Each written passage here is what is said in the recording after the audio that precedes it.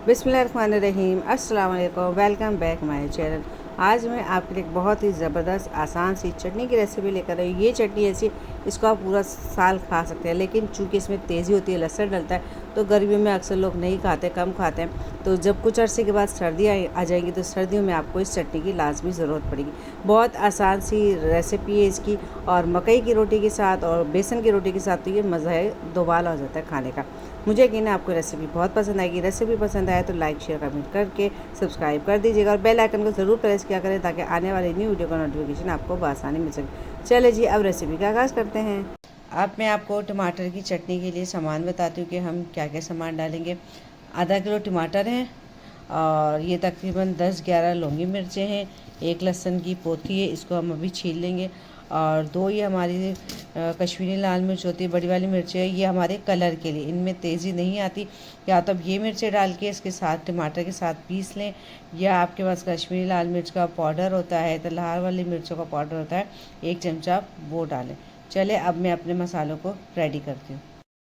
अब टमाटर भी मैंने काट लिए, लहसुन भी मैंने छील लिया और मिर्चों को मैंने बारीक बारीक कट कर लिया है। अब लहसुन और मिर्चों को मैंने मिक्सी जार में डाल दिया है, और मैंने थोड़ा सा इसके अंदर पानी भी ऐड किया है। अब हमने इसके अंदर डाले टमाटर, अब हम इन सबको पीस लेंगे।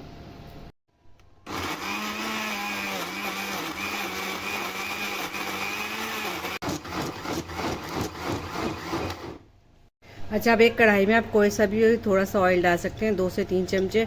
मैं डाल रही हूँ ऑलिव ऑयल। ये देखिए ऑलिव ऑयल है, ये मेरा एक्स्ट्रा वर्जन ऑलिव ऑयल।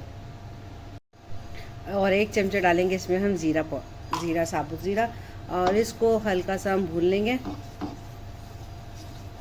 अच्छा, ज़ीरे में आपको थोड़े से मसाले नज़र आ रहे होंगे, क्योंकि बॉक्स में सारे मसाले एक साथ रखे होते हैं, तो थोड़ी सी इसमें लाल मिर्चें वगैरह साइड से चली गई है, वरना ये सिर्फ ज़ीरा है। अब जैसे ही ज़ीरा हमारा हल्का हल्का सा भूनने लगा, इसमें से खुशबू आने लगी, हम ये सब मसाले इसमें डाल देंगे।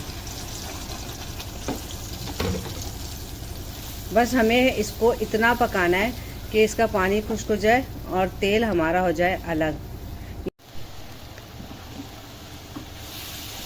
ये देखिए जी, चटनी हमारी भुन गई है, तेल हमारा अलग हो गया, अगर आपको नज़र आ रहा हो तो देखिए।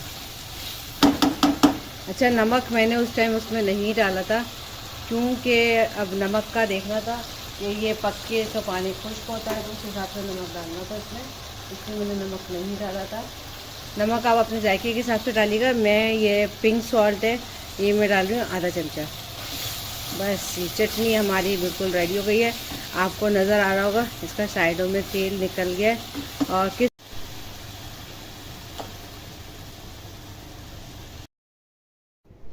चलिए जी, अब हमारी टमाटर की चटनी मुकम्मल रेडी हो गई है। मैंने इसको डिश आउट कर दिया है। 10 से 15 मिनट लगे और हमारी चटनी बन के रेडी हो गई है। सर्दियों में इस तरह की चीज़ों का अपना ही मज़ा होता है। गरम गरम धूप होती है और उसके अंदर बैठ के इंसान ये चीज़ें खाए, और ये ख़ास तौर से बेसन की रोटी के साथ तो बहुत ही मज़ा देती है। अगर आपको मेरी रेसिपी पसंद आई हो तो इसको लाइक करें, शेयर करें, और अगर आप मेरे चैनल पर नए हैं तो इसको सब्सक्राइब कर दें। और अगर आपको इसी तरीके की अच्छी अच्छी सी रेसिपीज चाहिए तो मुझे कमेंट बॉक्स में ज़रूर कमेंट कीजिएगा। मैं इंशाल्लाह आपको बनाना सिखाऊंगी।